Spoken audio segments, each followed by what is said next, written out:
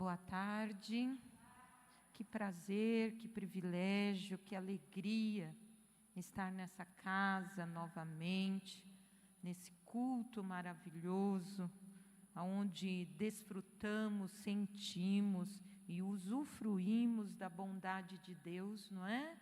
Que alegria, irmãos, que alegria o Senhor, mais uma vez, ter confirmado nas nossas vidas a sua bondade, a sua graça, seu amor, né? A sua misericórdia. Estou muito feliz por estar aqui, louvando a Deus juntamente com vocês, revendo vocês, e esse tempo, né, tem marcado cada reencontro, cada momento que podemos estar junto, tem marcado com gosto especial, né? Aprove o Senhor, tantos Ele recolher para a sua glória, e quando nós vemos os irmãos, e vemos que estamos a vencer, estamos passando por essa época tão difícil, realmente o Senhor inspirou, iluminou a serva dele, na condução dos cânticos, de que realmente Deus é bom, não é? Meus irmãos, como Deus tem sido bom. Eu quero convidá-los a abrir as vossas Bíblias no Salmo de número 16. Quando nós começamos a vivenciar esse momento pandêmico, no início do ano passado, eu me preocupei em investigar meu coração, minha mente, o quanto eu tinha de conhecimento da palavra de Deus para eu viver essa fase. E eu me lembrei que eu tinha um livrinho do C.S. Lewis sobre o sofrimento, e eu fui buscar esse livrinho para eu, achando eu, né, que o que eu precisava para aquele momento era rever meus conhecimentos bíblicos sobre o que Deus fala sobre o sofrimento. E quando eu fui até onde eu guardo os meus livros e comecei a procurar esse livro, eu não encontrei ele naquele momento.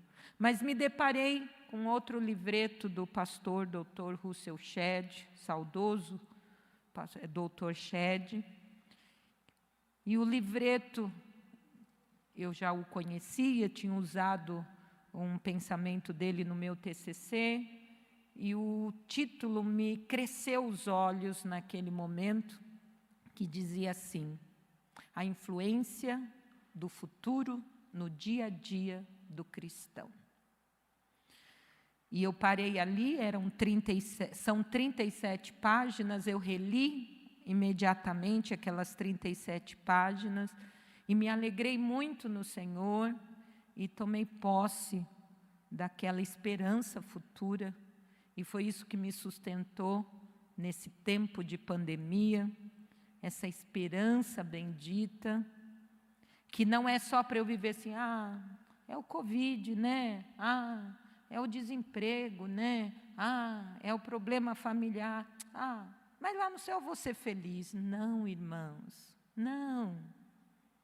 Vamos passar lutas, vamos passar problemas aqui, vamos passar dificuldades aqui, mas nós podemos nos alimentar, nós podemos usufruir de alegria, de paz, dessa possessão maravilhosa que já nos tem alcançado em Cristo Jesus para o futuro. E eu louvei tanto ao Senhor, irmãos, naquele momento, porque eu consegui entender, meus irmãos, que o nosso Deus tem nos dado 3 tempos nele. Nosso passado é dele, nosso presente é dele, e o nosso futuro é dele, queridos. E é um pouquinho disso que eu quero falar nessa tarde, sobre essa busca de intimidade com Deus, essa necessidade de ver o que Deus tem para nós nesse tempo. E o Salmo 16 foi um dos salmos que me acompanhou nesse período. E começa assim, até o verso 11. Guarda-me, ó Deus, porque em ti me refugio. Digo ao Senhor, tu és meu Senhor, outro bem não possuo, senão a ti somente. Quanto aos santos que há na terra, são eles os notáveis, nos quais tenho todo o meu prazer.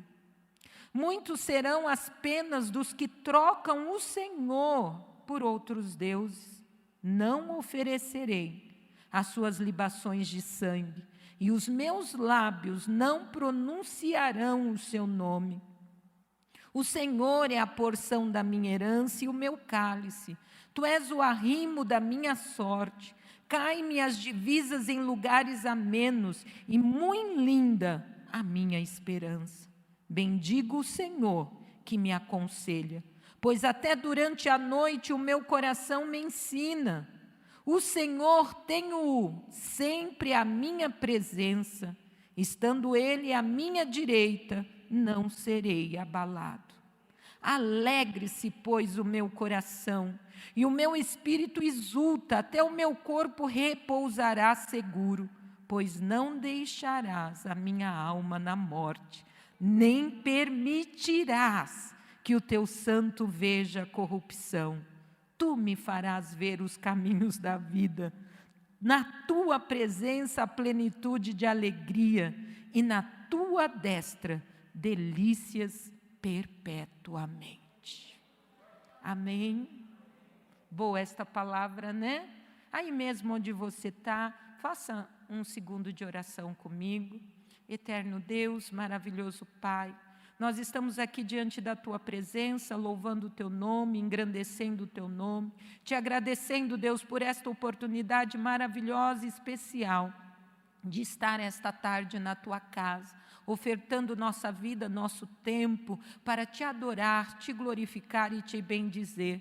Eu, Senhor, particularmente Te louvo pelo privilégio de retornar a esta casa, rever amigos e irmãos, Senhor, e compartilhar Tua palavra. Então, sela nossa mente, sela o nosso coração, e não permitas que nem nada, Senhor, nem preocupações, solicitudes da vida, angústias, expectativas, Senhor, nada nos roube este tempo. Esse é o meu pedido. Em nome de Jesus eu Te agradeço. Amém. Glórias ao nome do Senhor. O pensamento, irmãos, que eu quero dividir com vocês nessa tarde, refere-se exclusivamente, mais focado no verso 8 e no verso 11. Quando o salmista diz, ó Senhor, tenho-o sempre à minha presença. Estando Ele à minha direita, não serei abalado. E no verso 11 diz, tu me farás ver os caminhos da vida. Na tua presença há plenitude de alegria. E na tua destra ou na tua direita, delícias perpetuamente. Quando eu meditei neste salmo, irmãos, me permiti dar um tema a essa meditação, um estilo de vida que favorece a mão direita de Deus na nossa vida. E é disso que eu quero compartilhar contigo nessa tarde. O salmo começa como uma oração, mas quando você se familiariza com ele, você percebe que ele é mais do que uma oração. Ele é um testemunho de um judeu santo a respeito da sua fé presente e da sua esperança futura. É exatamente, queridos, uma confissão de fé de alguém convertido ao Senhor. E que oxalá nessa tarde, a nossa vida, não só durante este culto, mas quando sairmos daqui e terminarmos a nossa jornada, se o Senhor assim nos permitir desta semana, nossas orações, a nossa vida de devocional a Deus, a nossa vida de demonstração de quanto Deus é em nossa vida, seja esse testemunho seja esta confissão de fé presente e essa esperança futura no nosso Deus. Antes de nós falarmos exatamente sobre esse estilo de vida que favorece a mão direita de Deus, eu quero convidar você a olhar para esse salmo, né? E nós vermos bem rapidamente a estrutura dele. O salmista, do verso 1 ao verso 4, ele nos dá a indicação das marcas do crente em Deus. A gente vê ele falando que Deus é o objeto da sua confiança, a gente vê ele reconhecendo Deus como seu Senhor todo suficiente, ele demonstra para nós que ele tem prazer em estar, conviver e pertencer também àqueles que temem a Deus e que, portanto, ele foge dos falsos objetos de culto. Olha que interessante isso. Na sua oração ou confissão de fé aqui, o salmista mostra que marcas precisa haver num cristão, não é? Que está com a sua vida em Deus. Depois ele vai do versículo 5 ao 8 falando de bênçãos presentes, bênçãos desse momento para as nossas vidas. E não é um carro, não é uma casa, não é fama, não é dinheiro, não é sucesso. Ele fala que as bênçãos de Deus presentes na nossa vida. E eu tenho certeza que cada um de nós aqui, que passamos e estamos passando por esse tempo de pandemia, temos usufruído dessas bênçãos de Deus. E que se, portanto, você não as tem recebido, receba elas nessa tarde, em nome de Jesus. Um coração satisfeito, os conselhos divinos e correção divina para a sua vida e segurança desse Pai amado sobre a sua vida. Irmãos, pode estar tudo sendo destruído à nossa volta. Pode o inferno estar levantando suas portas e vindo com toda a sua malignidade contra as nossas vidas. Nós estamos seguros na mão do nosso Deus. Irmãos, não tem preço, não tem nada que pague, não tem nada que nos possa satisfazer do que um coração satisfeito nesse Deus maravilhoso, irmãos, que ainda que andássemos pelo vale da sombra da morte, Ele tem sido conosco.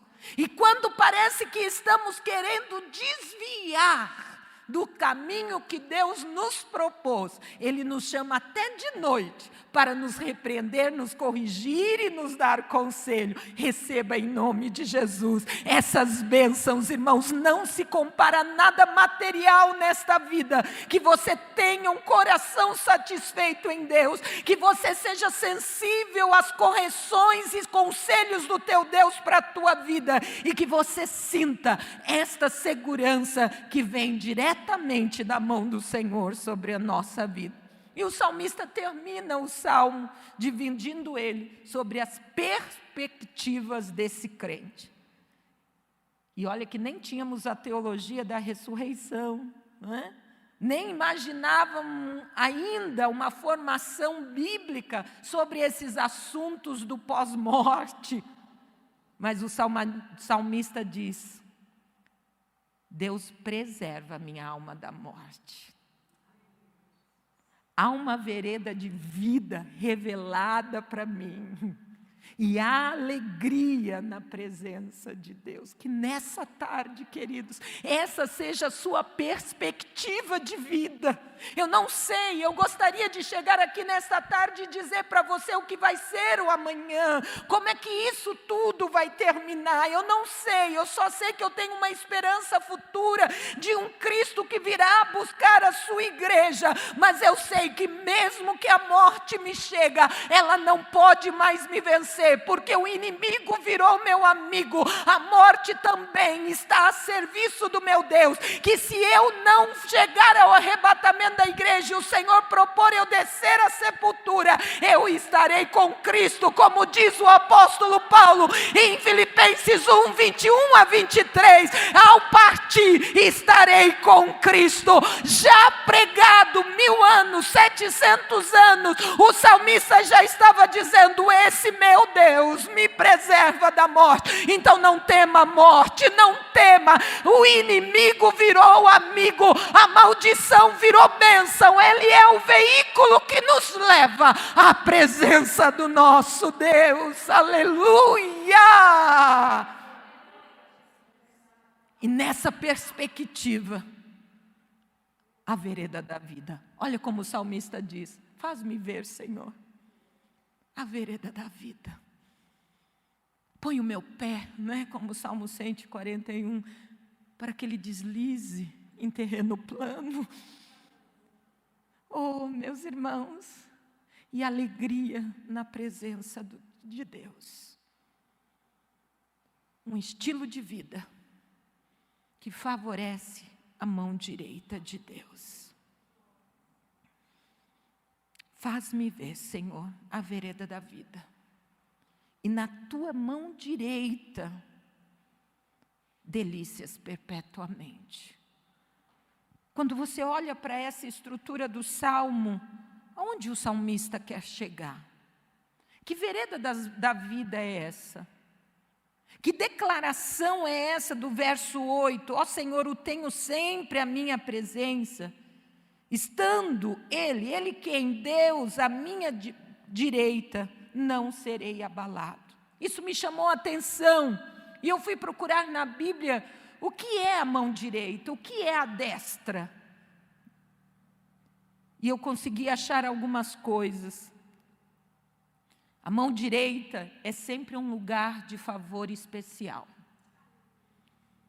Algum conjunto de versículos nos leva e vai nos revelando e vai nos declarando que favor especial é esse. Primeiro, demonstração que a Bíblia nos dá é que ao estar à mão direita de Deus, ou você estar à direita, ou Deus estar à sua direita, Deus lhe confere poder e autoridade.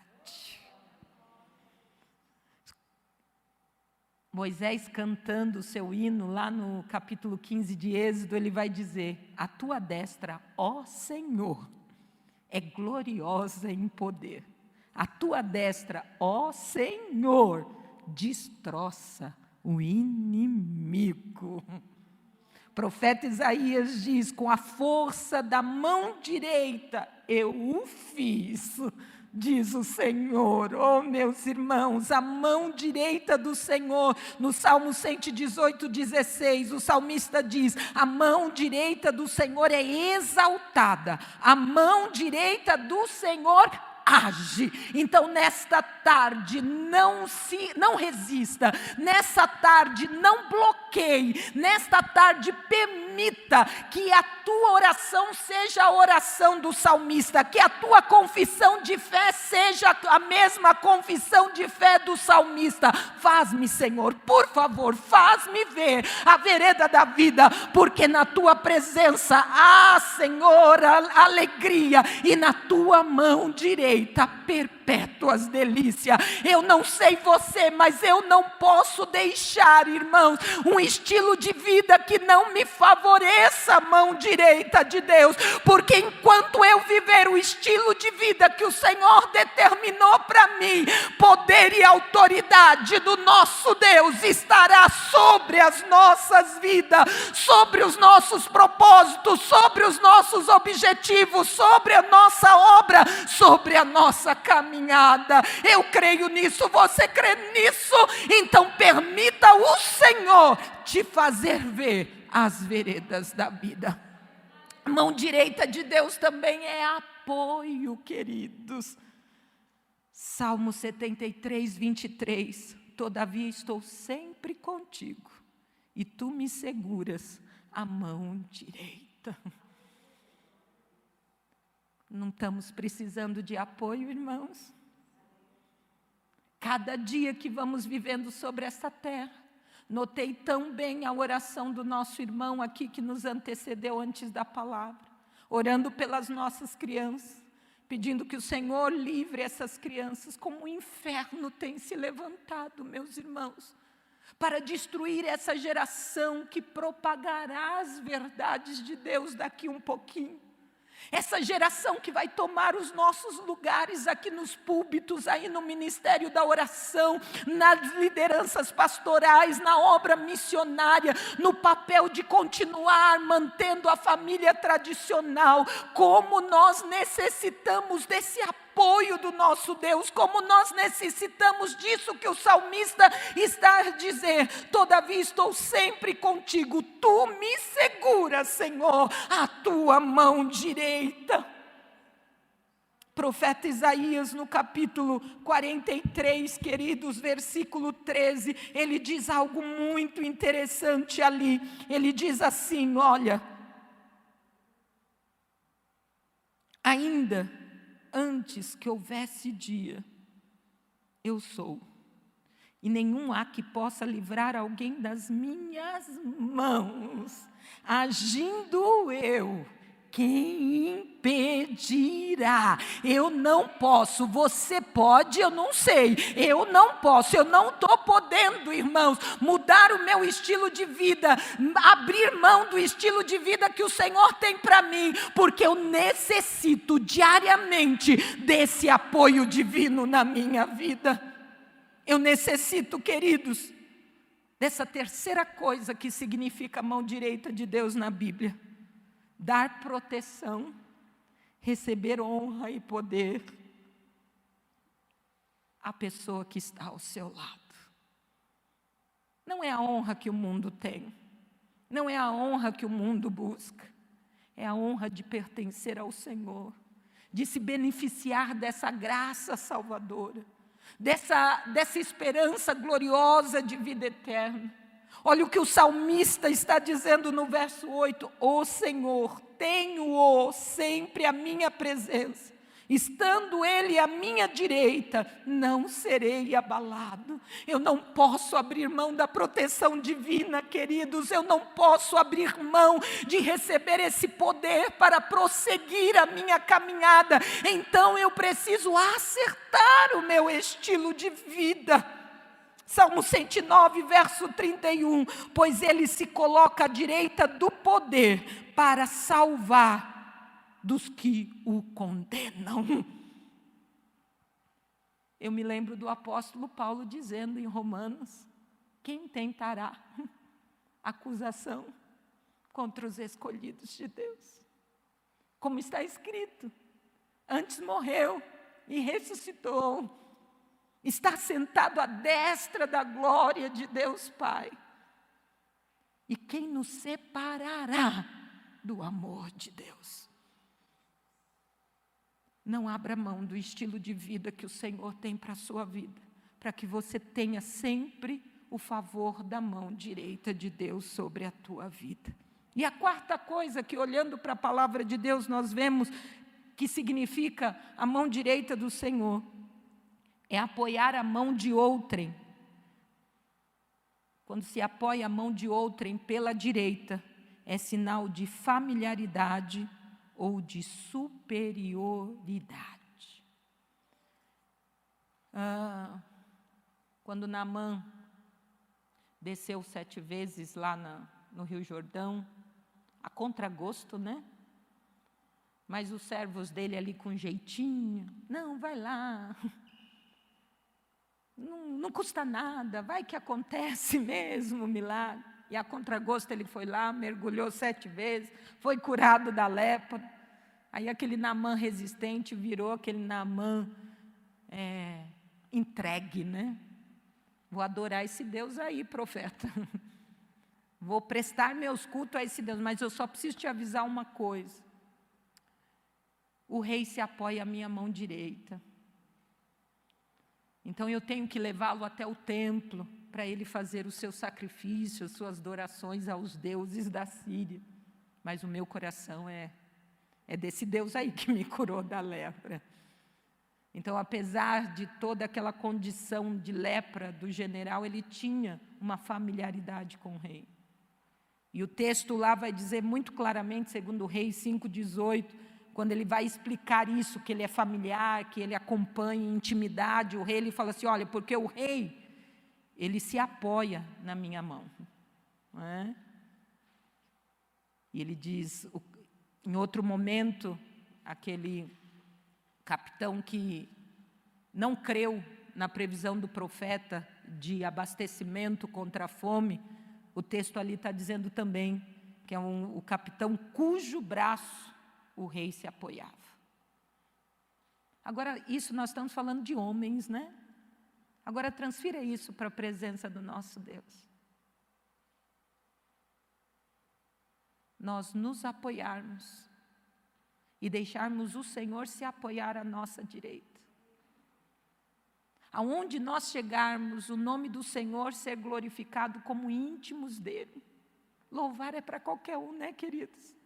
Mas adorar é só para íntimos. O salmista está dizendo aqui, olha, o Senhor o tenho sempre à minha presença, estando Ele à minha direita, não serei abalado, porque eu sou familiar a esse Deus. Eu abro mão de todas as coisas, para eu prosseguir na presença desse Deus. Entendeu? Pode guardar isso no seu coração. Pode fazer qualquer coisa para manter um estilo de vida que favoreça a mão direita de Deus na sua vida. Poder e autoridade de Deus, apoio de Deus, proteção de Deus, poder de Deus e familiaridade e intimidade de Deus na sua vida. Então vamos olhar aqui esse pedido do salmista: faz-me, Senhor, ver a vereda da vida. O que é isso? Eu começo, irmãos, com o primeiro caminho, não é? Estilo de vida na Bíblia sempre nos demonstra caminhos, não é? E o primeiro caminho que vai denotar um estilo de vida na minha vida é andar, viver a vontade e os mandamentos do Senhor. Podemos traduzir que o salmista estava dizendo isso: Senhor, faz-me ver um estilo de vida que lhe favoreça esta alegria e essas perpétuas delícias da sua mão. E quando você procura na Bíblia, você vai achar o Senhor usando Moisés e falando para Moisés, fala para o povo, que eles andem sempre no caminho que eu, o Senhor, seu Deus, lhe ordeno, para que tenham vida, e tendo-lhes vida, vá bem, e tomem posse da terra que eu lhes darei. Eu preciso voltar à minha vida, queridos, mesmo que o meu eu não queira, mas eu preciso voltar à minha vida, a cumprir a vontade de Deus e os seus mandamentos. Por favor, queridos irmãos, estamos vivendo dias em que o evangelho que nos está sendo pregado, que nos está sendo anunciado, está trazendo a atenção e o olhar do homem para cá, para o que eu preciso aqui e agora. Mas o Senhor nessa tarde está dizendo, o evangelho que vos foi anunciado, tira os vossos olhos daqui e bota os vossos olhos lá em cima. Os discípulos ficaram olhando Jesus ascender ao céu, e o anjo apareceu e disse para eles, o que vocês estão olhando? Aquele a que vocês estão vendo subir, esse mesmo virá e vos buscará. Tiremos, queridos, eu sei que você tem necessidades, eu sei que você tem precisões, eu também tenho, mas coloquemos os nossos olhos lá para cima, o nosso Senhor está vindo, vamos cumprir a vontade dEle nesses últimos momentos da igreja na terra, para que a mão direita de Deus nos favoreça nesses últimos minutos que nós estamos aqui. Não permita que as calamidades, as angústias, os sofrimentos, as dificuldades desta vida faça você viver um evangelho paupérrimo, pobre, em que resume a querer coisas aqui, mas que nessa tarde você olhe para o céu e você possa ver o apóstolo Paulo falando através do Espírito de Deus para a tua vida. Não te conforma com este mundo, mas antes renovei a vossa mente, para que você experimente a boa, agradável, a perfeita vontade de Deus para a tua vida, e você viva o favor da mão mão direita de Deus sobre você. Aleluia! A Deus toda a glória, a Deus todo o louvor. Aleluia! Quando nós continuamos olhando para a palavra de Deus, irmãos, nós vemos também que um dos caminhos que precisamos implementar na nossa vida é o caminho dos juízos de Deus. Isaías capítulo 26, verso 8, ele está profetizando e ele está dizendo ali: até nos caminhos dos teus juízos, Senhor, te esperamos. No teu nome e na tua memória está o desejo da nossa alma. Você pode nessa tarde subjugar a ansiedade da sua alma e esperar pelos juízos de Deus. O Senhor já tem se manifestado na terra com os seus juízos. O Senhor já está dizendo que Ele está preparando o cenário para a volta do seu filho. Ele já está gritando no megafone dele, chamando a atenção da humanidade para o seu poder e para a sua glória, e para que a humanidade, pelo menos por um minuto, visualize e se conscientize de como sua vida de pecado tem lhes levado a esta vida miserável. Mas a igreja de Jesus Cristo precisa ter como estilo de vida o esperar nos caminhos dos juízos do Senhor. E saber que o nosso Deus não sofre de amnésia, de Alzheimer, de nenhuma insanidade. Que Ele é o mesmo ontem, Ele é o mesmo hoje, Ele será por toda a eternidade. E que o seu nome é um memorial. E que a seu tempo Ele cumprirá todas as suas palavras. Aguarda, espera, segura aí no caminho da vontade e dos mandamentos do Senhor. Espere os juízos dele, para que lhe favoreça a mão direita do Senhor. Nós olhamos, irmãos, também para um terceiro caminho, para uma terceira forma de colocar na nossa vida esse estilo de vida: o caminho dos propósitos de Deus. Um tempo atrás eu parei para pensar. Era uma mensagem que eu tinha que pregar num retiro de mulheres sobre o propósito de Deus. O sábio Salomão, em Provérbios 19, 21, ele diz: muitos são os planos, do coração do homem, mas só o propósito de Deus é que vai prevalecer. Você olha também para o livro do profeta Isaías, capítulo 55, verso 9, e Deus está dizendo através do profeta ali para aquele povo, dizendo: olha, os meus caminhos são muito mais altos que os vossos caminhos. O meu propósito é muito maior do que os seus propósitos.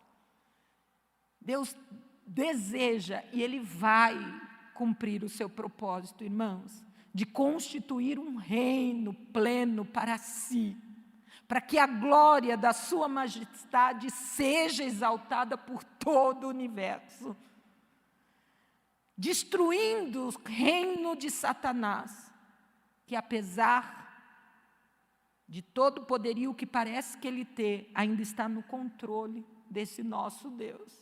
Mas o nosso Deus vai estabelecer esse seu propósito.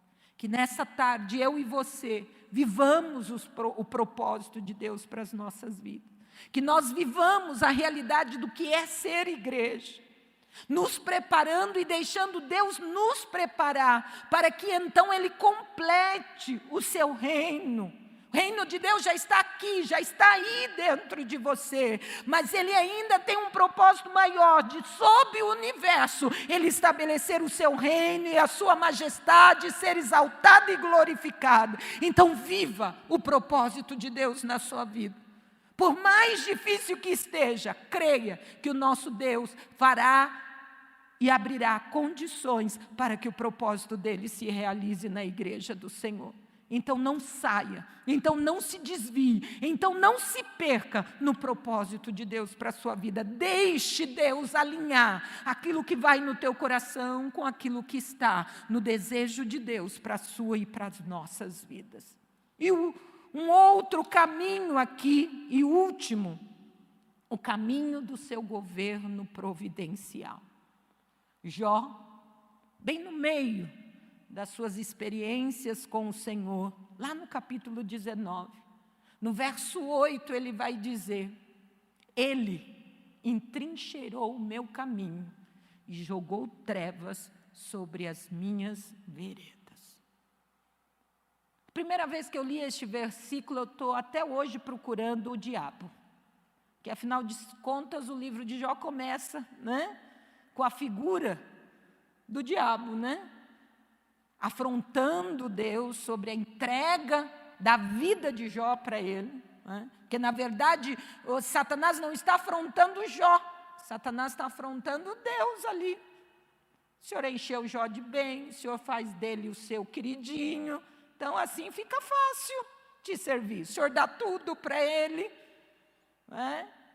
e o Senhor está ali cheio com seu filho, dizendo: olha o meu servo Jó, temente, reto, justo. E Satanás dizendo: até eu sou reto, santo, justo, temente, se o Senhor me der tudo. Então Satanás está afrontando Deus, como se Deus precisasse nos manipular para ter um glória, para ter um aleluia, para ter uma adoração, para ter um louvor. Oxalá que nessa tarde eu e você veio aqui pelo privilégio de desfrutar da presença de Deus nesse culto maravilhoso e lhe prestar cultos. E se Ele se agradar de nós e se portanto a sua graça nos envolver, Ele nos abençoe, Ele nos cure, Ele nos liberte, Ele nos dê um livramento, um escape. Mas viemos aqui nessa tarde desinteressadamente adorar e glorificar o nome do Senhor. Diante desta abertura do livro de Jó, eu achei que esse versículo 8 do capítulo 19 também era o demo. Que o Jó está dizendo: Ele entrincheirou o meu caminho e jogou trevas na minha vereda. Eu já estava até clamando: o sangue de Jesus tem poder. Quando olhei para o contexto do capítulo 19, e Ele é o próprio Deus. Gente, como assim? Deus entrincheirando, colocando aquelas trincheiras, que faz aquelas barreiras no campo de batalha para que um exército se defenda do outro. Deus jogando trevas nas veredas de Jó. Deus!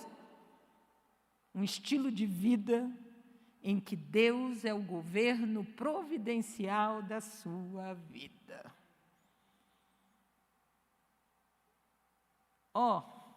Difícil, hein? Eu tenho até dificuldade de falar desse estilo de vida, desse caminho, porque eu já passei por ele.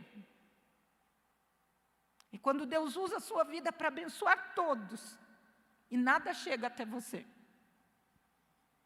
É quando Deus usa a tua boca para proferir palavras proféticas para outros e passa pouco tempo, alguém diz: oi, Manorane, aquele dia, nossa, Deus falou comigo, e a vitória chegou. Aí você só dá aquela olhadinha para cima assim, sabe, de relance. Diz assim: eu nada, Deus? E Deus não se compadece não. Porque Ele diz assim: a tua bênção sou eu. O teu escape sou eu. O teu milagre sou eu. Você não entregou suas vontades para que a minha vontade se estabeleça? Você não entregou sua vida para viver um estilo de vida em que os meus propósitos sobrepujam os teus propósitos? Você não entregou sua vida, se você ter um estilo de vida em que você espera nos meus juízos? Então, filha, sossega aí. Eu sou o teu milagre, eu sou a tua bênção, eu sou o teu sustento, eu sou a tua alegria, eu sou tua bênção diária, como o salmista diz aqui, bênçãos presentes de Deus, um coração satisfeito em Deus. Ele é o meu objeto de louvor, Ele é meu objeto de adoração. Queridos, dói, é amargo. Quantas das vezes vocês sabem da minha vida? 16 anos, minha mãe com Alzheimer, 5 5 abortos, minha história está sendo escrita por cicatrizes enormes que eu vou passando o dedo, mas cada cicatriz dessa eu tenho visto o cuidado, a glória, a presença, a magnitude de Deus. E vou dar uma de louca, se fosse necessário, e Deus dissesse: ó, você já conhece como vai ser a sua história, mudo ela ou vamos pelo mesmo caminho? Vamos pelo mesmo caminho, porque poder dizer que esse Deus é maravilhoso, que o poder e a autoridade dele me confere, que o apoio divino me confere, que a proteção divina me confere, que a familiaridade e intimidade com Deus me confere, tem valido tudo a pena. Quero eu um estilo de vida do providencial cuidado do Senhor. É duro, irmãos, mas você vai se desmamando do seu eu, você vai se libertando da sua natureza pecaminosa, e é Deus guiando o teu caminho, é Deus guiando a tua fala, é Deus guiando os teus pés, é Deus guiando o diário da sua vida. Este favor, irmãos, do estilo de vida que o Senhor nos confere é maravilhoso. Contar testemunho, agradecer ao Senhor por tanto cuidado. Eu quero terminar aqui dizendo para você as palavras do salmista, do Salmo 18, verso 30. O caminho de Deus é perfeito. A palavra do Senhor é provada e um escudo para todos que neles confiam. Você pode dizer isso para a sua alma nesta tarde. O caminho de Deus é perfeito. O caminho das vontades e dos mandamentos do Senhor são perfeitos. O caminho dos propósitos de Deus é perfeito. O caminho dos juízos de Deus é perfeito. O caminho do seu governo providencial na nossa vida é perfeita. Porque esta palavra pura é provada e ela nos garante, irmãos, ela é um escudo para todos que nela confiam. Faz-me ver, Senhor, a vereda da vida. Me dê um estilo de vida que lhe favoreça a tua mão direita. 1000 cairão ao teu lado, 10.000 à tua direita. Primeira vez que eu parei para pensar sobre esse versículo, eu falei: gente, não dou conta não. 1000 ao meu lado, já me engole. Meu lado esquerdo, né? Mas quando eu olho para o meu lado direito, é 10.000. Mas se eu tenho o favor da mão direita de Deus, e se eu estou à direita de Deus, e Deus está à minha direita, está tudo garantido. O que é 10.000? Sob o poder da mão do nosso Deus, sobre a autoridade da voz do nosso Deus, irmão, não é nada, é pó, se consome, se acaba. E eu quero nesta tarde terminar aqui as minhas palavras, agradecendo ao Senhor por uma vitória que eu e a minha família vivemos nesses dias. Ao introduzir as minhas palavras aqui hoje, eu falei um pouquinho de como o Senhor marcou esse meu ano de pandemia, voltando o meu olhar para as Escrituras, e por me conhecer um pouquinho, Deus ter me dado a graça de me conhecer um pouquinho, o Senhor sabe o quanto esse ser é ansioso, o quanto eu tenho que crucificar todos os dias na cruz do Calvário o meu ego, porque Ele quer sentar no trono da minha vida. E quando a pandemia chegou, eu falei: Jesus, e agora? O marido já vinha desempregado antes da pandemia. E eu falei: Senhor, se eu já vivo de ansiedade sem pandemia, agora com pandemia, como é que vai fazer? Vou pirar. E quando eu descobri esse meio de olhar para as Escrituras, para a escatologia, para essa influência do futuro no meu dia a dia, o Senhor foi mostrando que esse era o caminho.